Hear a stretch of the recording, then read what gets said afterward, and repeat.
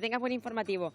Bueno, pues estén ustedes despiertos porque hoy vamos a hablar de un tema muy interesante. Nos acompaña Olga Mediano, coordinadora de la Unidad del Sueño en el Hospital de Guadalajara. Bienvenida, ¿cómo estás? Muchas gracias. Y también Pilar Izquierdo, ¿cómo estás? Afectada de narcolepsia. Es el tema que hemos elegido hoy para nuestra salita de expertos. 25.000 casos de narcolepsia en España. ¿Qué es la narcolepsia? Bueno, Doctora. la narcolepsia es una enfermedad en la que el paciente comienza teniendo un exceso de sueño. Ese exceso de sueño se prolonga más allá de 3 meses y en ocasiones se acompaña de unos episodios que lo que producen es una pérdida del tono muscular con caída, porque en realidad lo que les ocurre a estos pacientes es que estando despiertos entran de pronto en fase REM. La fase REM es esa fase del sueño en la que soñamos y durante esa fase de sueño no tenemos tono muscular. Entonces ellos entran de pronto en esa fase de sueño y entonces tienen esa caída. Pero sobre todo tienen mucho sueño durante el día, un sueño excesivo. Bueno, hablamos hoy de la narcolepsia, si es su caso o creen que pueden padecer narcolepsia. 925 28 87 91 y hagan la consulta que deseen. Es el caso de nuestra invitada Pilar, padece narcolepsia. ¿Desde cuándo, por cierto? Pues yo los primeros síntomas empecé a notarlos a los 18 años 18. y después ya se acentuaron cuando nacieron mis hijos. Al darles el pecho y eso, pues me quedaba dormida. ¿Y cuándo le dejaron a usted que tenía narcolepsia? Tardaron 20 años casi. 20 años en diagnosticarla. ¿Qué primeros síntomas empezó a notar? Pues primero el excesivo sueño, agotamiento. Estaba cansada. Muy cansada siempre.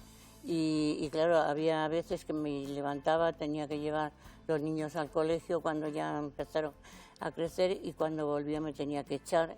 Y a lo mejor a la 1, a las 2 de la tarde cuando podía coger un poco el ritmo. ¿Y no podía soportar ese sueño que No, era tan... Bueno, me quedaba dormida en todos los sitios que estuviera 10 minutos sentada, quieta. Pero claro, la gente dirá, ¿pero cómo puede estar una persona 20 años sin diagnosticar, doctora? Bueno, mientras pasa, claro, por muchos especialistas, por muchos sitios, pero entonces que no se conocía apenas nada. Porque yo he dado con doctores que me lo han reconocido abiertamente. Porque claro, pasas por psiquiatras, psicólogos, por todo tipo de médicos, ¿no? Y la verdad, pues uno de ellos me dijo, mira, no lo he oído, no entiendo yo, pero vente dentro de una semana que te tengo información. Bueno. Y por lo menos te encontrabas unos que te miraban así como diciendo, bueno, esta mujer que dice o es que no se aburrirá, porque claro, decían la astenia del ama de casa, la astenia primaveral. ¿Y eso sigue pasando ahora o enseguida ya diagnosticamos? Bueno, la cosa ha cambiado bastante. Claro. Quiero decir, hace tantos años los trastornos del sueño no tenían relevancia, sin embargo, ahora ya hablamos mucho de los trastornos del sueño. Hay unidades del sueño. Hay unidades de sueño, hay expertos en medicina del sueño y estamos mucho más preparados para esto. Pero sí que es verdad que la narcolepsia es una enfermedad no tan frecuente como otras de las que hemos hablado otras veces, como el insomnio o la apnea del sueño, y que a veces solo inicia con el exceso de sueño y hasta que no aparece algún otro síntoma como la cataplegia es más difícil de diagnosticar. Pero en todo caso de exceso de sueño durante el día que no tenemos otro diagnóstico hay que plantearse si es una narcolepsia. Se haría un electroencefalograma, ¿verdad? Y esa primera prueba ya indicaría que hay un sueño desordenado.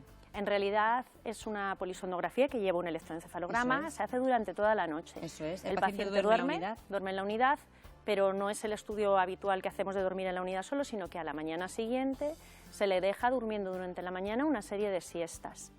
Si en esa serie de siestas vemos que en 2 o más entra en esta fase REM de la que hablábamos y que lo hace, entra a dormir en menos de 8 minutos de media, eso junto con la clínica, una historia clínica adecuada, es diagnóstico de narcolepsia. Tenemos otras formas de diagnosticarlo, también con punciones en la espalda, en el líquido cefalorraquídeo y también por medio de análisis de sangre, pero es una enfermedad que hay que sospecharla para hacer este tipo de pruebas. ¿Estamos todos predispuestos a que podamos padecer narcolepsia o hay una serie de datos o de cosas comunes que nos llevan a la narcolepsia? En realidad, la narcolepsia se produce por la pérdida de unas neuronas específicas, que tenemos un grupito de neuronas muy especiales, que producen una sustancia que se llama hipocretina, que la descubrió un español, aunque investiga en Estados Unidos, fíjate, ¿no? Como a muchos nos pasa, Luis de Lecea es español y fue el que descubrió esta sustancia. Esta sustancia nos hace estar despiertos durante el día y evita que entremos en REM. Cuando desaparece, ocurre todo lo contrario. Nos quedamos dormidos y entramos en REM. Esto tiene una base genética y tiene también una base autoinmune, que es cuando nosotros producimos sustancias contra nuestro propio cuerpo. Entonces, no es muy frecuente, no todos estamos predispuestos a tener una narcolepsia. Gente que diga, yo he padecido insomnio durante mucho tiempo, ¿el insomnio me podría derivar en una narcolepsia? En realidad, los pacientes de narcolepsia no suelen tener insomnio, suelen dormir, pero tienen exceso de sueño durante el día, un sueño que no es controlable y que tienen que dormirse. Y luego los episodios que hablamos de cataplegia, que son mucho más llamativos... ¿Cómo son esos episodios? Y vamos a contar qué es exactamente la cataplegia. Se suelen producir o bien con una situación de risa, por ejemplo, o de nerviosismo, que estás a gusto, ¿no? Y el paciente en esa situación, que suele ser positiva, aunque no siempre, Pilar, por ejemplo, tiene algunas que no son tan positivas y a lo mejor nos la puede contar, pierden el tono muscular y caen dormidos realmente. Bueno, pues ya que lo ha comentado, coméntenos su caso. Bueno, yo es que lo que dice la doctora, como antes no se conocía, pues yo había tenido caídas, pero me trataban como que era un poco torpe, ¿no? Entonces la que a mí más me preocupaba era porque yo me caí con mi hijo, porque tenía meses, por la escalera, caí todo un piso, otro dando. Y yo pensaba y decía, pero si yo no he echado el pie, ¿cómo me he desplomado? Porque, pues, claro. Y te caías sin haber echado completamente. El pie, claro, fallan los músculos y caes al suelo. Sin preaviso, usted no notaba nada antes. No, yo iba deprisa, porque eso sí, tenía ya prisa por ir que me estaban esperando mi padre, y entonces, pues no sé si fue por eso, por lo anterior, que ya estaría más acelerada la cosa, pero claro, como no lo asociaba con eso, yo siempre nombraba el sueño y el cansancio, porque era lo que más... me da vergüenza quedarme dormida por ahí y eso. Entonces, claro, eso no lo unía a esto. Tienen que pasar años hasta que luego ya vas asociando una cosa con otra. Es que así no se puede vivir, evidentemente, porque en cualquier momento momento te puede pasar, por ejemplo, efectivamente. Pero una vez diagnosticado, ¿cómo sigue nuestra vida? Bueno, una vez diagnosticado, lo que podemos ya es aplicar un tratamiento. Entonces, esto es lo que cambia un poco la vida de los pacientes. No son sencillos los tratamientos para la narcolepsia, casi todos son estimulantes, algunos derivados anfetamínicos, se utilizan también antidepresivos para la cataplegia, pero a día de hoy sí que existen medios como para conseguir que el paciente pueda realizar una vida normal. Es muy importante lo que decía Pilar. Existe un cierto estigma con los pacientes en general con trastornos del sueño, porque se les acusa un poco de vagos, no rinden en el trabajo, a veces la pareja también, estás todo el día durmiendo, ¿no? Entonces hay que tener cierta comprensión en ese sentido para poder llegar a un diagnóstico y poder aplicar el tratamiento. Y es súper importante la higiene de sueño, es decir, un paciente con narcolepsia necesita dormir sus horas, lo que os digo también siempre con el resto de trastornos, ¿no? Dormir sus horas nocturnas, pero hay que avisar también, muy riguroso con las 8 horas de sueño nocturno y horario muy regular. O sea, acostarse casi siempre a la misma hora. Levantarse a la misma hora. Exacto. Y mínimo 8 horas de sueño nocturno. Mínimo, seguidas. Y durante el día hay que comprender que este paciente necesita hacer unas siestas programadas. Varias siestas. Varias siestas. Puede que necesite un par de siestas por la mañana y alguna siesta por la tarde. Esto, por ejemplo, en el caso de adolescentes... ¿Las tiene ya programadas? Por ejemplo, Pilar. Claro. ¿Usted qué siestas tiene por la mañana? Yo normalmente me suelo, después de acostarme, cuando me levanto, hay veces que ya estoy, me levanto mal. Entonces voy como puedo, la mañana no me cunde mucho, no eso. Y entonces hay días que la trato de dejarla hasta después de comer, porque es que yo no me despierto a los 20 minutos ni media hora, yo es que estoy más de una hora. Y es que antes, aunque me abre un poco un ojo, al momento estoy cerrando los dos. Y entonces no soy consciente de que todavía me puedo levantar. Entonces, claro, pues hay días que si no puedo, me tengo que echar una antes de comer, y después de comer ya, pues digo, ya como me he echado una y no, al final tengo que terminar echando como mínimo otra. Pero una curiosidad, ¿ya diagnosticada usted, Pilar, su vida también ha cambiado, se encuentra mejor, está...? Porque al final uno tiene miedo. Yo es que al haber tenido muchas pruebas de medicación y de cosas, pues claro, me dicen que me han funcionado menos los tratamientos actuales que hay ahora, puesto que claro, he sido tratada de muchas cosas. Entonces, ahora, yo quisiera estar mejor, pero si lo comparo con lo de antes, la verdad es que sí he ganado, en el aspecto de que no me duermo en la calle, ya por lo menos consigo retrasarlo casi siempre en alguna reunión o en alguna cosa monótona, pues a lo mejor nos dormimos un poco. Pero digo nos dormimos porque me hice de la asociación de narcolepsia. Y entonces, claro, ahí es donde te sientes más a gusto. Porque ahí cuando están ustedes aburridos se duermen todos. Cuando uno se duerme, otro se despierta. Se comprenden. Y Pues entonces, sí. por lo menos lo ves. También es claro. importante, yo creo que eso lo dejemos claro, porque mucha gente que a lo mejor está como usted y se siente un poco pues solo o incomprendido, pues es importante que sepan que existen esas asociaciones de narcolepsia, de enfermos que padecen este trastorno del sueño, para que ustedes también puedan asociarse, y también es una ayuda. Estar Pilar, con personas que te Claro. Que te comprenden. Porque claro, Efectivamente. mientras tanto te intenta curar todo el mundo. Pero claro, ¿se tienen alucinaciones por la narcolepsia? Bueno, ese es otro de los síntomas. Son alucinaciones que se producen o bien cuando el paciente se va a quedar dormido o bien cuando se despierta. Estas alucinaciones no solo se producen en la narcolepsia, que no se asusten las personas que nos escuchan, porque son frecuentes en pacientes que no tienen ninguna patología de sueño. Vale. Lo que ocurre es que, como pasamos de esta fase REM de la que hablábamos, no tenemos tono muscular, pero estamos soñando, a despierto, pasamos a despierto, somos conscientes, a veces estamos viendo lo que estábamos soñando, pero no nos podemos mover. Entonces, imaginaros, eso es un poco angustioso, Claro, ¿no? porque tú estás como Viendo cosas, sintiendo que estar despierto, pero estás viendo cosas que no son Siendo consciente. que tienen que ver con la realidad. el paciente lo suele contar como... Le Angustioso. produce miedo, es angustioso porque no se puede mover, pero es consciente de que, en parte, de que no es real. Eso pasa en un corto periodo de tiempo, ya se pueden levantar de la cama, etcétera. Pero sobre todo recalcar que no solo se producen en la narcolepsia. Puede haber muchas personas que digan, yo he tenido esa experiencia, pero no tienen otra patología de sueño.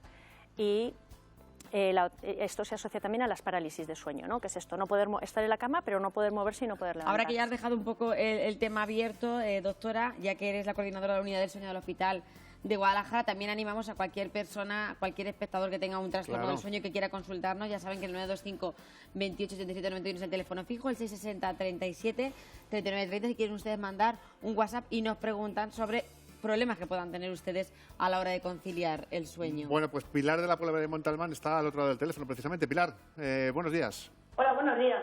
¿Cuál es su consulta?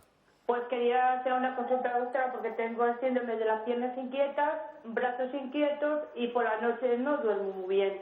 Estoy en tratamiento y estoy esperando que me llamen de la unidad del sueño de ahí de Toledo a ver qué pasa. El neurólogo, pero vamos, un montón de medicinas tomo ya. Entiendo que está ya diagnosticada, entonces. Sí, Vale, porque el síndrome de piernas inquietas lo que se produce es una sensación en las piernas como de un hormigueo, suele aparecer por la noche o Ella por la también tarde. quiere preguntar qué relación puede tener con el sueño. Claro, porque lo que ocurre es que estos pacientes mueven mucho las piernas por la noche. Puede ocurrir que las muevan hasta 30, 40 veces por hora.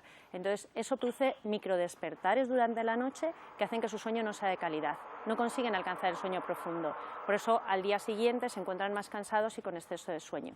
Lo malo del síndrome de piernas inquietas es un poco lo que ella nos cuenta. Es difícil de controlar. La medicación que conocemos hasta ahora es una medicación que a veces los pacientes la toleran mal y que a veces no es del todo eficaz. Entonces, si ya está diagnosticada, lo que hay que hacer es ir subiendo la medicación y, si esa no es eficaz, cambiar de tipo de medicación. Y efectivamente, como ya dice, lo lleva el neurólogo de la unidad de sueño. Bueno, pues que Pilar, que lo lleve usted lo mejor que pueda y que pues ojalá se pase y pueda descansar. eso Bien. espero. Ojalá. Bueno, pues Ojalá. un saludo. Gracias por haberlo comentado, haberlo Gracias compartido a con vosotros. nosotros aquí Adiós. en Estando Contigo. Seguimos insistiendo sobre todo en esa higiene del sueño tan importante, ¿verdad?, para cualquier persona que tenga o no trastornos del sueño. ¿Nos olvidamos, doctora, de lo importante que es dormir bien? Bueno, tratamos de recordarlo cada poco tiempo, pero tenemos que saber que dormir bien es el tercer pilar de la salud. O sea, el primero es hacer una buena dieta, hay que realizar ejercicio, pero el tercero es dormir bien. En el punto ese de hacer ejercicio, pues es verdad que también existen muchos que, además de tener o pautar esas mini siestas durante el día, el ejercicio es fundamental. El ejercicio es muy importante, pero en relación con el sueño, Sí. lo primero es que el ejercicio no se debe realizar a última hora de la noche, sobre todo si es muy intenso, si es dar un paseo o se puede hacer, pero si es un ejercicio de gimnasio o si es más intenso no se debe realizar a última hora de la tarde, porque nos produce una descarga adrenérgica que luego hace que no nos quedemos dormidos.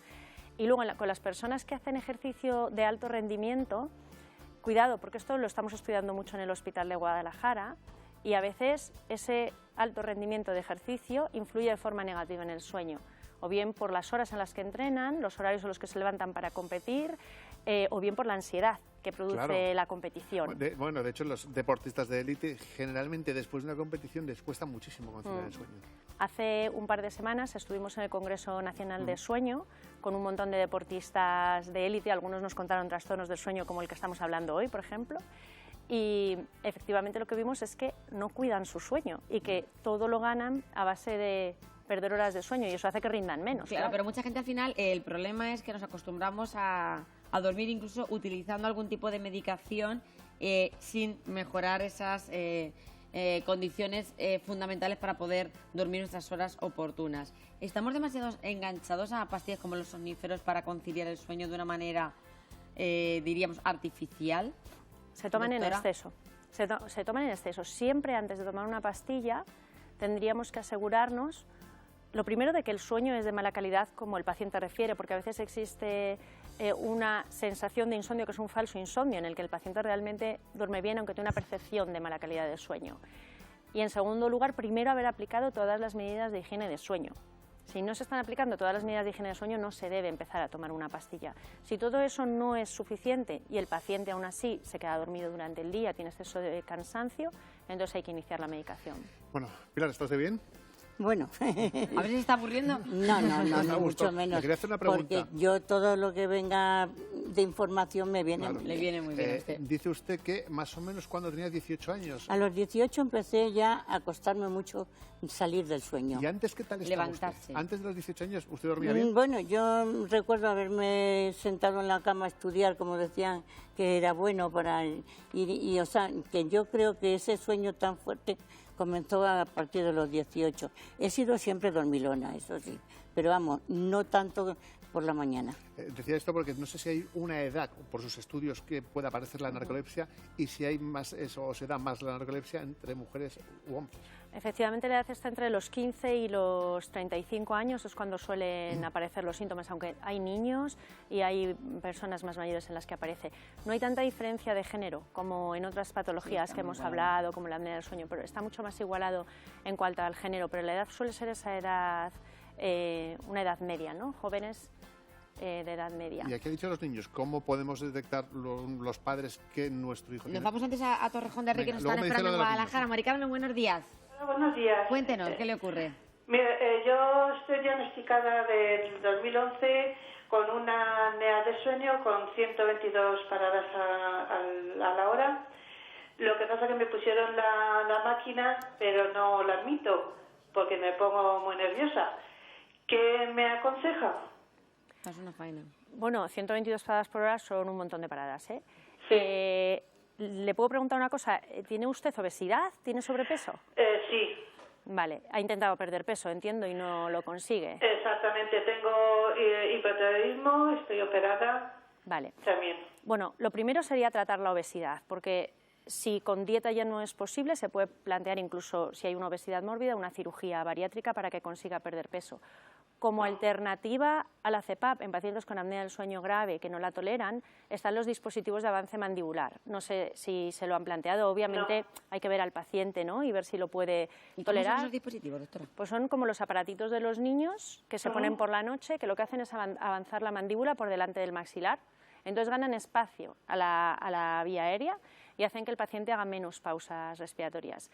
Obviamente no es el tratamiento ideal para un paciente con apnea grave y con sobrepeso, pero si no tolera la CPAP y no conseguimos que pierda peso, es una alternativa que nos puede ayudar a que al menos haga menos pausas respiratorias durante la noche. Bueno, pues... Vale, de acuerdo. Es que me pongo muy nerviosa y me retiro la máquina. Normal, Ya. normal. Bueno, pues para eso tiene especialistas como el que nos acompaña hoy, por ejemplo, en Guadalajara. Insista. ¿Está usted en Podría ser una Guadalajara? corriente derivada. ¿Es de Guadalajara, no? Sí, de Torrejón de Sí, Rey. de Torrejón del Rey, Claro, en no, el pero la departamento Guadalajara. Ah, sí. del hospital. Pues sabe Bueno, que el hospital tiene una unidad del sueño fantástica y que le pueden ayudar a reconducir su sueño, que es muy importante, desde luego que sí. Muchas gracias por su llamada. Muchas gracias. Gracias. Muchísimas gracias. La verdad es que a veces desconocemos conocemos exactamente qué método es el más adecuado para cada uno de nosotros. ¿Pero qué quiere decir? Porque yo no sé exactamente qué quiere decir que tiene, que ha dicho que tenía 120. 120. ¿Qué quiere decir eso? Pues eso quiere decir que hace 120 paradas respiratorias cada hora durante la noche. Eso es una apnea muy grave. Muy grave. Caray. Es que una apnea de esas puede llegar a ser mortal. Bueno, es que sobre todo que tiene consecuencias al día siguiente porque deteriora la calidad de vida, tienen más accidentes de tráfico y consecuencias a largo plazo. Hablando de los accidentes y de la lo de los conducción. niños, por favor, lo de los niños. ¿Cómo Claro, y de la detectamos? conducción importante también con personas con narcolepsia que no cojan el coche, que es algo muy, muy, muy importante. La narcolepsia en los niños a veces es difícil de diagnosticar porque a veces no se presenta tampoco como exceso de sueño. A veces se presenta como hiperactividad. Pasa lo mismo que con la apnea del sueño, que alguna vez lo hemos hablado también. Entonces, claro, a veces acusamos al niño de hiperactivo, ¿no? De síndrome de déficit de atención e hiperactividad, o que va mal en el cole, y lo que hay detrás es una narcolepsia, pero claro, es aún más difícil de identificar. Y no suelen hacer tan pronto los episodios de cataplegia o no los identificamos. En los niños a veces los episodios de cataplegia son parciales y entonces vemos que un ladito de la cara o que sacan la lengua, porque se les produce una protusión de la lengua por esa pérdida del tono muscular. Vale. Nos llama también Jesús de Cuenca y él tiene una pregunta que seguramente que ustedes se van a sentir identificados y es que él se mete a la cama fenomenal, se duerme como un tronco, pero a las 6 de la mañana abre el ojo y ya no pega ni ojo. Bueno, es algo que yo creo que le pasará a muchas personas. Esto, si él al día siguiente se encuentra bien, no tiene ninguna importancia. Pero ya se pone nervioso y ya le cuesta, Bueno, pues que empiece su actividad. O sea, que se despierta a las 6 de la mañana. ¿A las 3? A las 3 de la mañana. A las 3. Había entendido a las 6 de la mañana. Pues si se despierta a las 6 de la mañana, lo que tenemos que intentar es no obsesionarnos con volver a quedarnos dormidos, ¿no? Entonces, no sé a qué hora se va a la cama.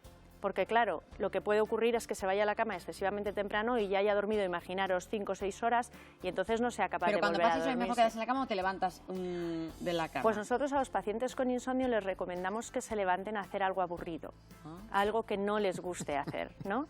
A veces les digo, ¿no te gusta planchar? Levántate y ponte a planchar. Pero lo que no debemos hacer es quedarnos en la cama en ese círculo vicioso de no me voy a quedar dormido. O sea, es mejor levantarse, pones algo en la tele que no te guste y nada de dispositivos electrónicos. Nada, o sea, lo que sí que es horrible es ya coger o bien el móvil o bien el iPad. Ahí está, enganchaste a las 9 de la mañana. No, porque además a planchar. Ahí bueno, sí que se nos inhibe la melatonina y ya no como nos ven, pues hay que estar atentos, que este asunto da para hablar hay que dormir bien. Varios programas más y que hay que estar muy atentos al sueño, ¿verdad, Pilar? Muy atentos. Bueno, Muchísimas gracias. muchas gracias, Pilar Izquierdo, afectada de verdad. narcolepsia, y Olga Mediano, coordinadora de la unidad del Si sueño. me permitís, voy a saludar al presidente de la asociación, Claro porque que me ha sí. dicho que le salude. Pues salude, Enrique, el saludo va para ti y para todos los que colaboran en ello, que la verdad es voluntario y cuesta Y mucho. ayudan a mucha gente. Porque claro, como estamos medio dormidos, no siempre se puede. Bueno, pues esperemos que esté despierto, bien, por lo menos. Gracias, he saludado el Hospital de Sueño, de la Unidad de Sueño del Hospital de Guadalajara. Muchísimas Gracias de a verdad. vosotros. Olga, Bueno, venga, muchas pues vamos gracias. con las Campos, entre otras cosas, la que tienen montada.